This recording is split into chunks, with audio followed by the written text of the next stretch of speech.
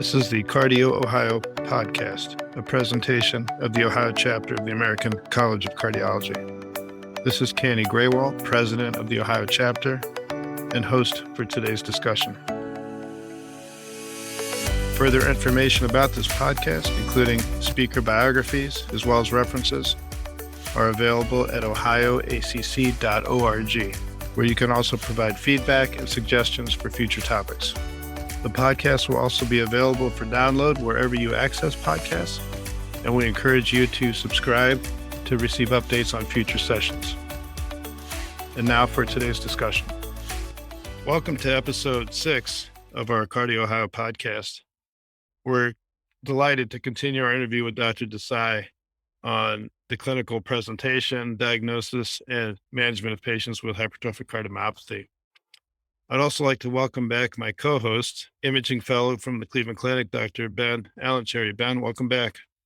Thanks, Dr. Graywall. I'm excited. We learned a lot about the diagnostics of HCM from one of my staff faculty at Cleveland Clinic, Dr. Desai, and I'm interested to see his approach to the management of the disease. So without further ado, we'll continue our interview with Dr. Desai. I had a question. You talked about the prevalence, and as we're starting to pick up more and more of these patients, not everyone can go to HCM centers of excellence, but have you seen an increase in patients at least being managed in the community or in ancillary hospitals where they at least get one CMR or one visit at a center of excellence to help co-manage that plan with their community cardiologist? Yes, so that's a very important and interesting question, especially in the current context of new therapies, et cetera. So yes, look, every patient, at least in my practice, vast majority of my patients I see come to see me from outside of a 100-mile radius, which means I cannot be their primary cardiologist. If they call 911, they are probably going to end up in a hospital where I do not have admitting privileges. So that means by default, we have to have a co-management plan. And at the end of the day, it is about that given patient who is appropriately taken care of. And it is important. The way I think this is still evolving with the realignment of hospital systems and then payer networks and all that stuff. So the last word has not been written on this, but it is absolutely important that, there is ideally a patient with HCM should be seen at a center of excellence at least once, have a management plan, and then have, more importantly, a co-management plan with periodic checkbacks and open channels of communication. Now with electronic medical records, to take an example, Dr. Graywall if we share electronic health records on the same platform, that we can see my note and I can see his note. His office can push images electronically at the click of a button and vice versa. So the last word has not been written, but the most important thing here, you said it, is we have to recognize the need for co-management, and it should be encouraged. Yes, I would definitely agree that the technology has improved a lot and I do have some common patients with you and your colleagues in Cleveland, and it's really the use of care everywhere and so forth has really advanced that co-management. I'd like to spend the last 15 minutes or so talking about clinical management, but I think Ben had one excellent question about symptoms and whether they can be masked. Maybe we can briefly touch on this part. Dr. Desai, based on some of these treatment algorithms, they say no treatment if the patient is asymptomatic. And we know from other pathologies that patients learn to live with their disease. Are you finding that you often stress almost all of these patients, if not only to get an adequate METS or METS equivalent for them to see truly what their functional status is? Or how do you go about assessing symptoms in the patient? Yeah. So no, and you work with me enough. For me, no is a starting point for negotiations. So when a person says they're asymptomatic, at the very least, they're going to prove it to me.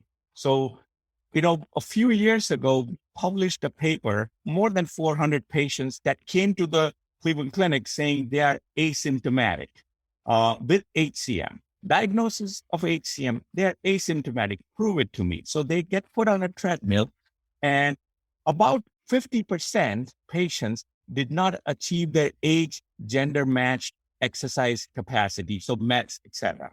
And the folks that did less than 85% of age, gender matched capacity, their long-term mortality was significantly higher than those who hit their 100% target. So is this a reflection of poor functional capacity is equal to bad outcomes? Or, like you said, people learn to live with their symptoms. So clearly, for me, if you tell me you are asymptomatic, and if I suspect that your phenotype is HCM, I'm going to make you prove it to me. And often we have patients who surprise themselves pleasantly or unpleasantly. So if the impact of a good exercise stress test is on both ends of the bell curve. Yeah, I think we've all seen, even reading echoes with you both in the stress lab and in the main reading room, how patients who have come asymptomatic, their METs are much lower than you would think.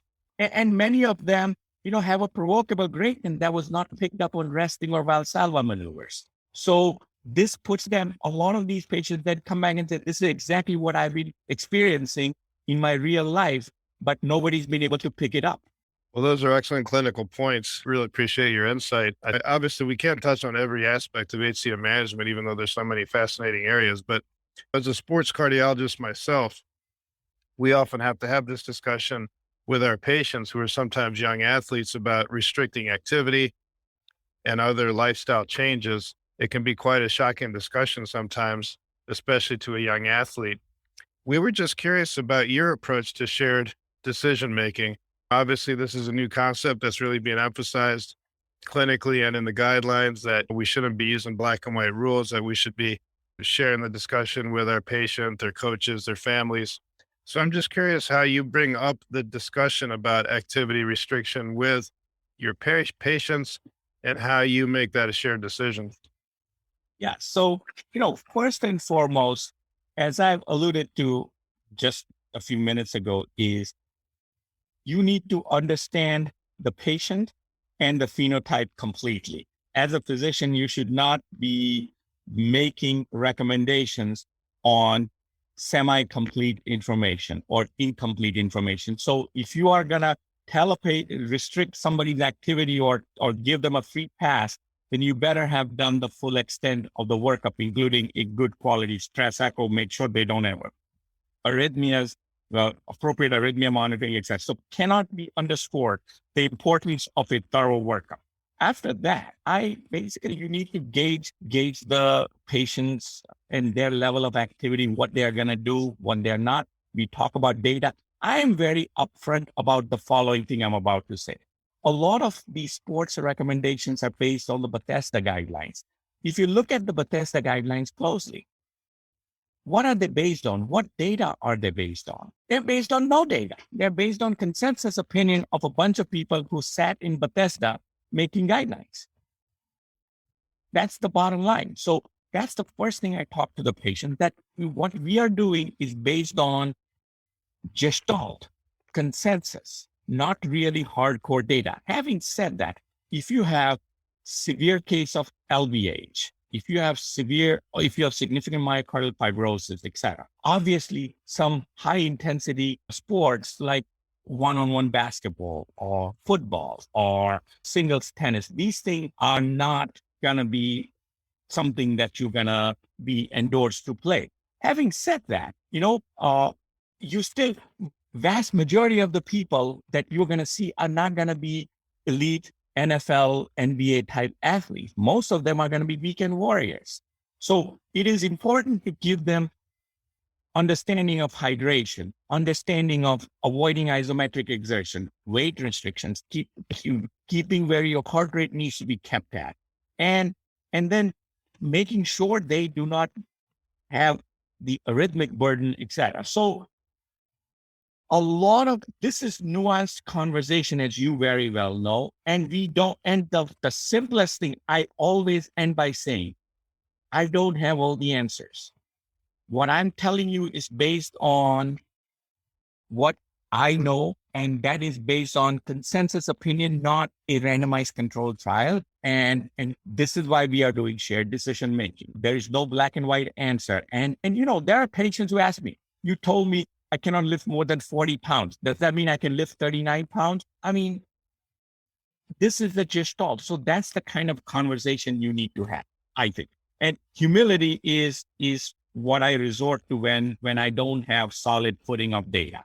I think that approach makes a lot of sense, and I appreciate your insight. Ben, I think we should move on to talk more specifically about the Valor HCM study. It generated a lot of excitement at ACC last month. I know you are very familiar with that study and participated. Yeah, so I think, Dr. Desai, this comes on specifically Valor comes on the back of, Pioneer, Explorer, Maverick, these use of mavacamten in specific populations in HCM. And I kind of just wanted to hear from you. Valor picked really sick patients who, were being referred for septal reduction therapy. Why, if you can just take us a step back in the design committee, why specifically that population, and what made you really attracted to answering that specific question with mavacamten in the high-risk group? Well, thanks a lot. So first of all, there has never been a drug specifically developed to manage hypertrophic cardiomyopathy. So the medical therapy, the way it stands, medical therapy related to HCM is all lipid. So beta blockers, we use them. The only trial, there was a recent trial, a single center, almost 30 patient study, which showed reduction in gradient, but no improvement in functional capacity. That was in JACC last year. Before that, the only prospective trial on beta blocker was conducted in late 60s, early 70s. So everything else is, again, gestalt. Calcium channel blockers have no data. Disopyramide has some data from the early 80s, but that was all retrospective observational. And diso was developed as a class 1C, 1A antiarrhythmic with a lot of systemic side effects, as you very well know. So not the easiest drugs to use, a lot of side effects. And drug side effects cannot be worse than the disease related effects. So there was clearly an unmet need to develop precision drug therapy for HCM. So it was developed, myosin inhibitor, cardiac myosin inhibitor, reduce the hypercontractility by reducing the actin-myosin cross-bridging. We are not going to get into the full details of that, but essentially what that showed is it also significantly reduced the left ventricular gradient by reducing the hypercontractility. It reduces SAM. It also makes the patients feel better ostensibly by reducing the degree of MR, et cetera, that is associated with SAM. So the first step, the Pioneer, was the early delving into this. And then the Explorer took moderately symptomatic patients who did not need surgical therapy. And those were the ones that were tested. And it proved that it reduced gradient and increased functional capacity. But the bigger picture is what? We are not here to just reduce gradients. At the end of the day, it's about the patient. Can they feel better? And more importantly, what ends up happening, patients who don't feel good, eventually, because of suboptimal current state of affairs of the medical therapy, the only therapies that worked were cardiac surgery, septal reduction therapy with surgical myectomy, or alcohol septal ablation. And when they work great. But unfortunately, there's not enough centers that can do an effective surgical myectomy or alcohol ablation. Guidelines recommend that you need less than 1% mortality centers to be doing these. And there ain't enough such centers around. So there's a huge unmet need for people with advanced symptoms to see if we can provide a medical alternative to septal reduction therapy. So that was the conversation. The Explorer did not address that specific question. And as we were planning and we were thinking about it, is what is it that these patients want? And these patients want potentially, A, can I avoid surgery altogether? B, can I potentially defer surgery for whatever reason? People have their reasons. C, I may not be a good candidate to have septal reduction therapy for whatever reason. And D, a huge chunk of patients do not have access to good centers. So all these led to this glaring unmet need of wanting to develop this cardiac myosin inhibitor therapy. That was the basic genesis of Valor HCM. I just want to say it's amazing to see science kind of evolving in front of us, because even med school for me was 9 years ago. We only had those drugs you named: beta blocker, calcium channel blocker, and disopyramide. And so this is really exciting to have another tool in our armamentarium and to see where it goes next. Yeah, I agree. Yeah, thanks, Ben. Unfortunately, I wish my med school was only 9 years ago as well, but that's not the case. And for a majority of the 30 years I've been in practice, we really did not have a lot of these options. So it's very exciting, I think, to kind of see the next wave of therapy. So Dr. Desai, just one more specific question about your study. Obviously, in the 16 weeks of follow-up, your main endpoint was patients continuing to be eligible for septal reduction therapy.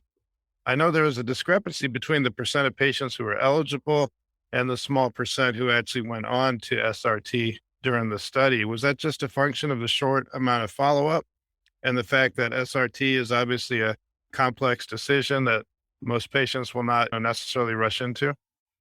So again, a complex question, and I'm going to try and package it slowly but surely. So first of all, at baseline, each and every patient was a candidate for septal reduction therapy and was actively considering septal reduction therapy, meaning they were symptomatic enough that they reached the end of their medical road and they were referred to a high volume center. That's why we only did this study in high SRT volume type centers, number one.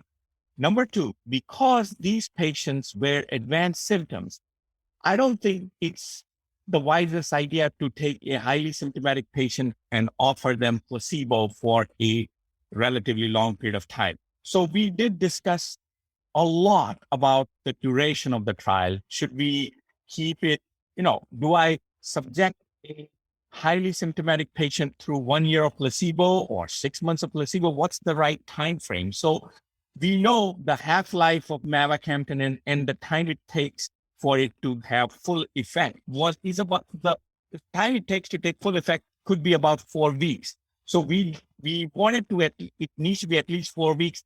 And then should we do it for 24 weeks, 48 weeks? We ultimately decided these were sick enough patients. If we are able to see a signal by 16 weeks, then that's where we were. So that's how we ended up with 16 weeks.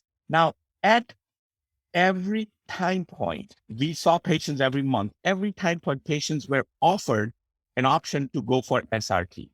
And patients continued to choose to stay in the trial. At 16 weeks, they were again offered to go for SRT, and 95% patients chose not to go for SRT. This study, so what we presented at ACC is only part one of the story. The part two of the story is every patient that, including the placebo folks, got moved over to the active drug arm and with up titration, et cetera. So between 16 and 32 weeks, we are conducting the same study, but everybody now knows they're on drug. We just don't know what dose they are on, and still the measurements, et cetera, are done in a blinded core lab fashion. So basically, one can argue patients have enough hope for a non-invasive option that they first chose to persevere in the first 16 weeks, but now they are all getting the real goods. So at 32 weeks, we are going to evaluate and see how many people still continue to meet criteria for SRT, how many people continue to choose SRT. Is there a fatigue factor? That's the question you are asking.